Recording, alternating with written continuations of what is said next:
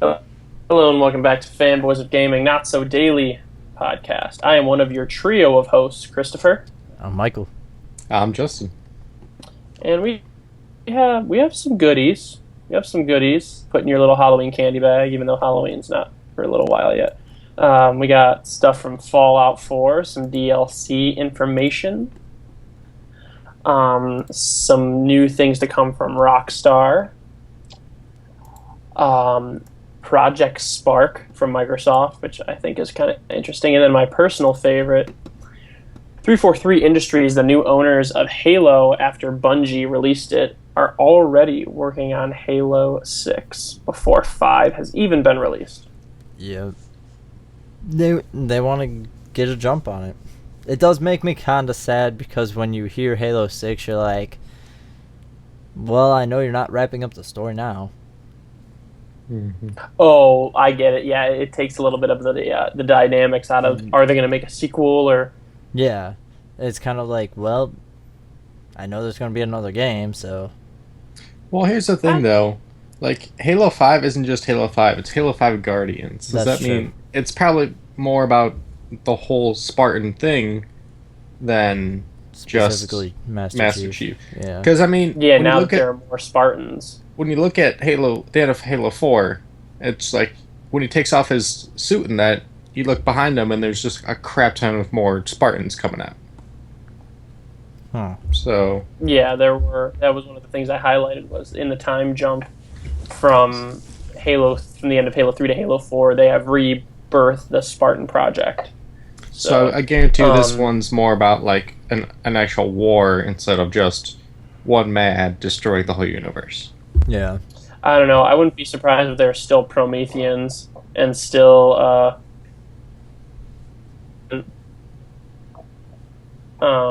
something though that does for one thing, I still think it's a huge conspiracy. Cortana never died. She just lives in Windows 10 now. And then come on, that's a good joke. I mean, it's fun. It's funnier now because they got rid of Cortana. Laugh. It was Cortana, then they changed the name didn't. already. Yeah, they did. Changed it already? Yep. Why? I don't know. Wait, they ditched it? Yeah.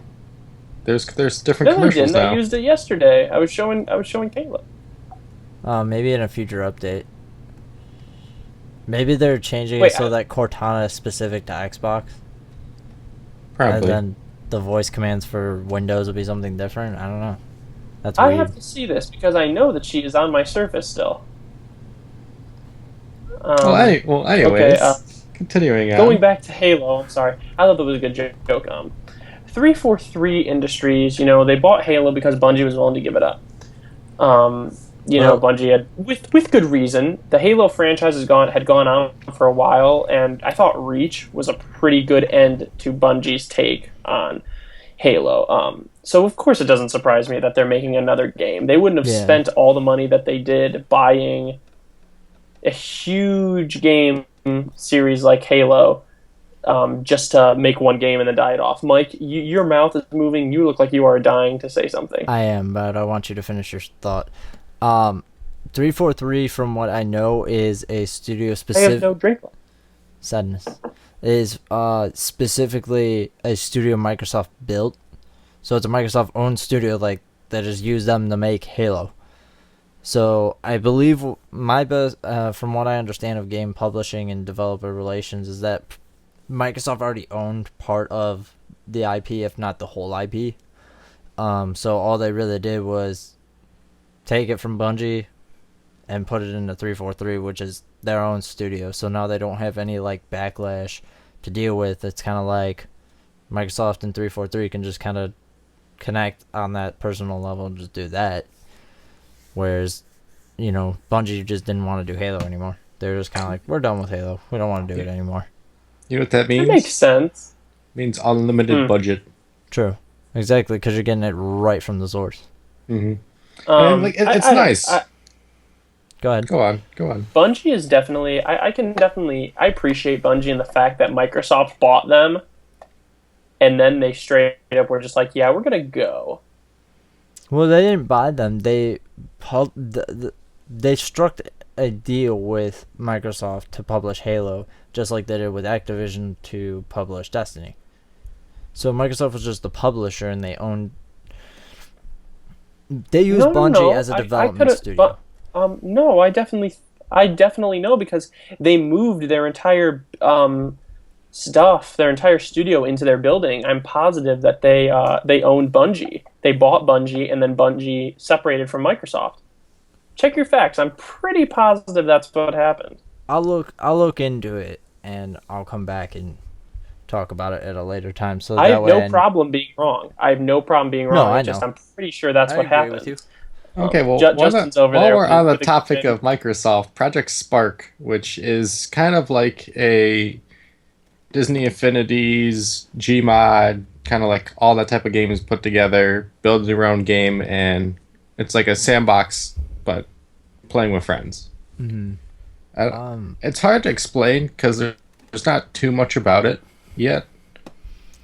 I'm trying to see here. Let me go. Go ahead. Talk about it real quick. I just want to check the Xbox store real quick. I've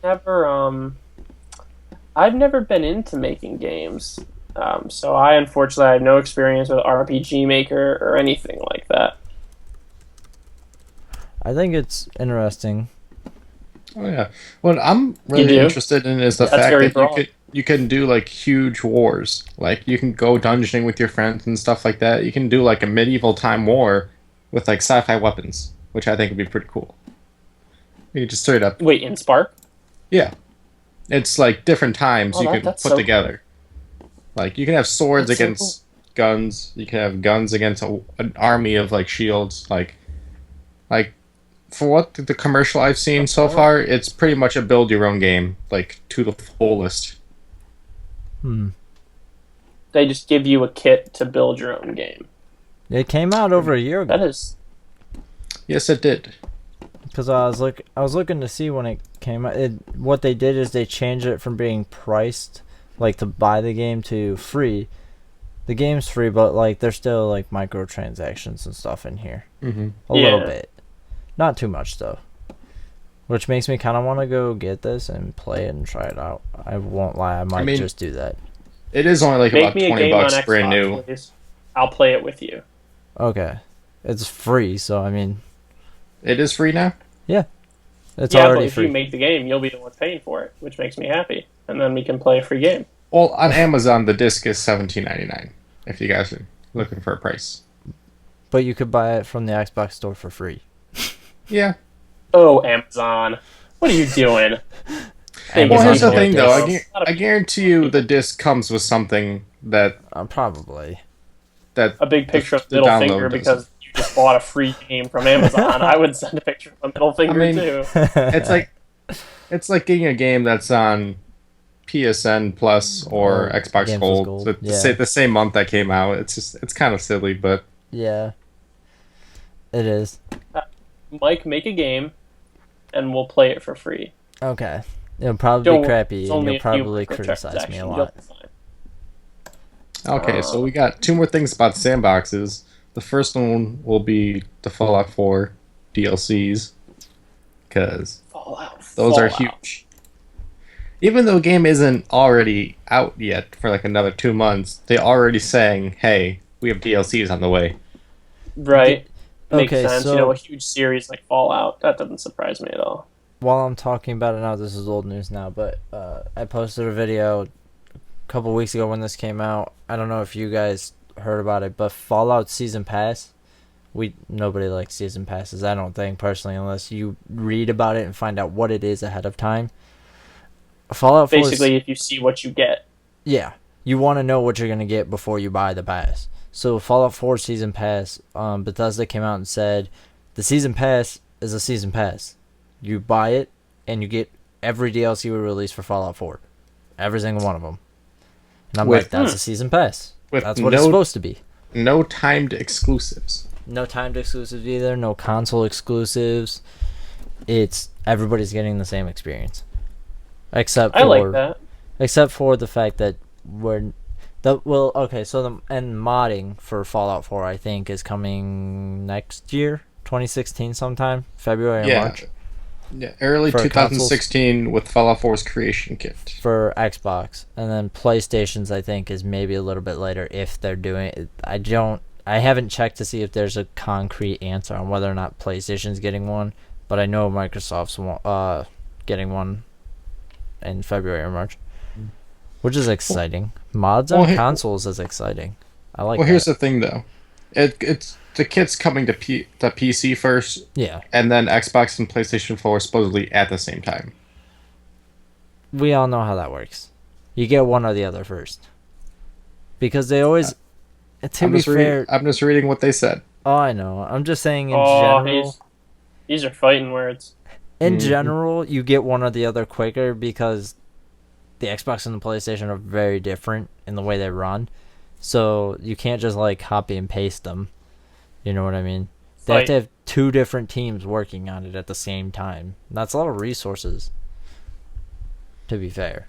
And the Season Pass will be $30, which isn't bad considering Destiny's is about $20 for each DLC.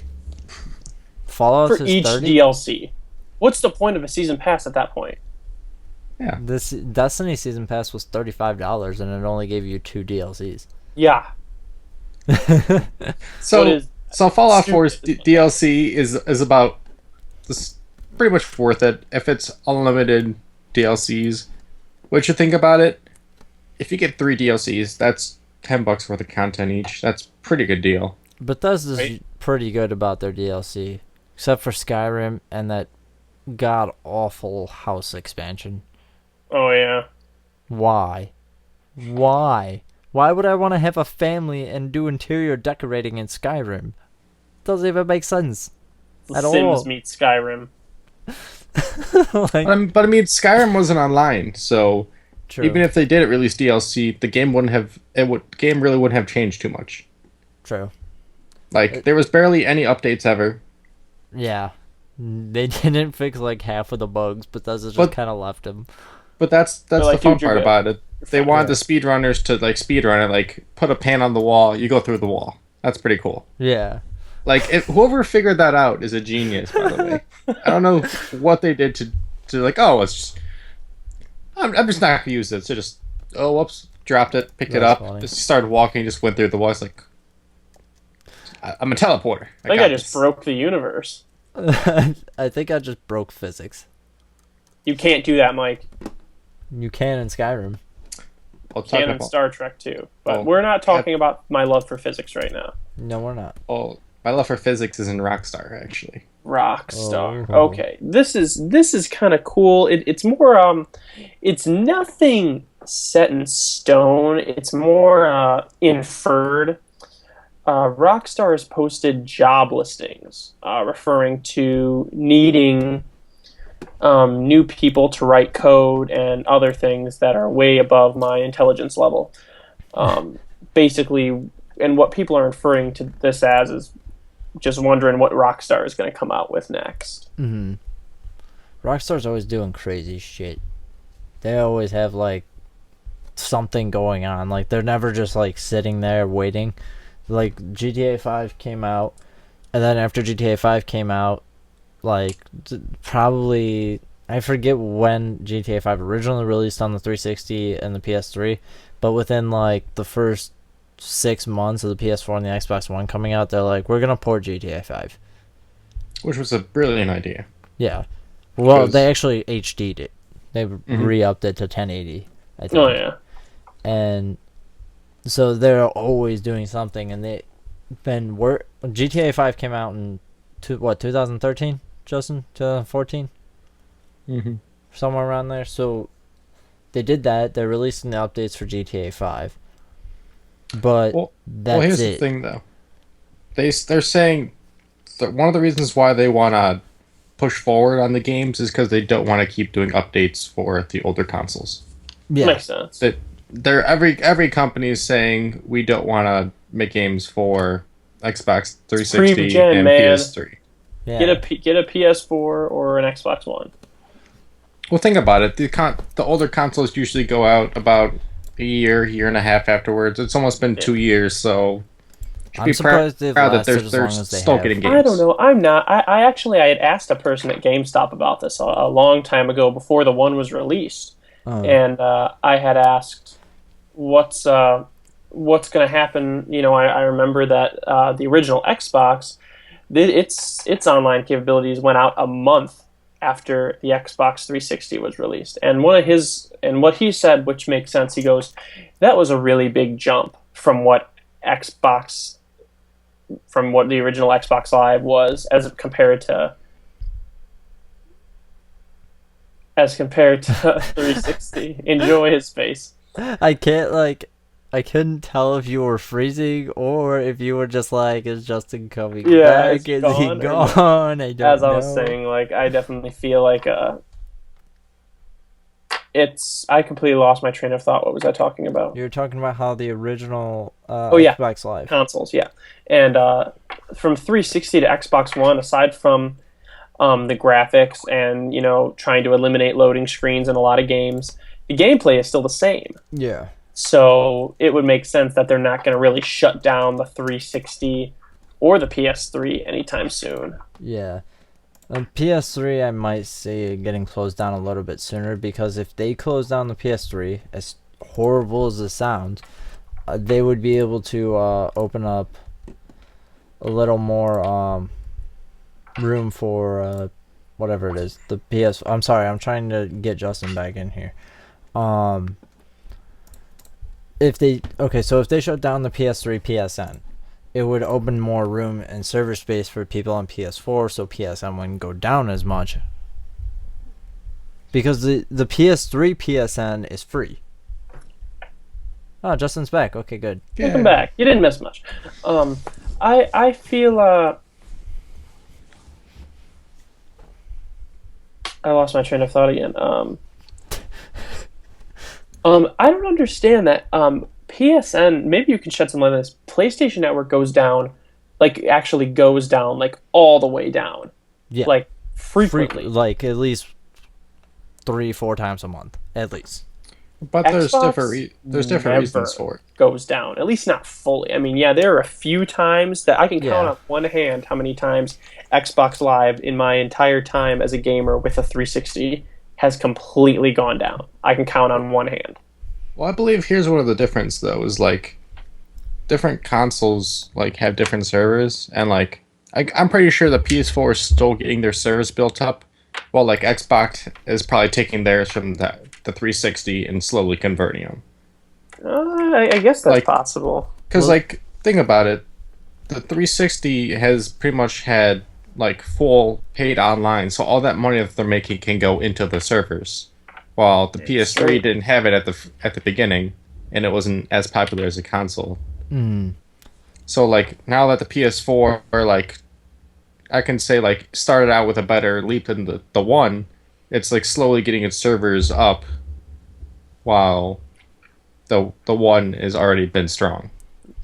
Microsoft spent, before they even launched Xbox Live, they had built massive amounts of servers, and then when they were going to launch the 360, they did the same thing. They're we're going to have way more people online, we need to build better servers. Sony didn't think like that. They just built servers. They didn't build enough servers. They still don't have enough servers, and a lot of people on PSN complain about it.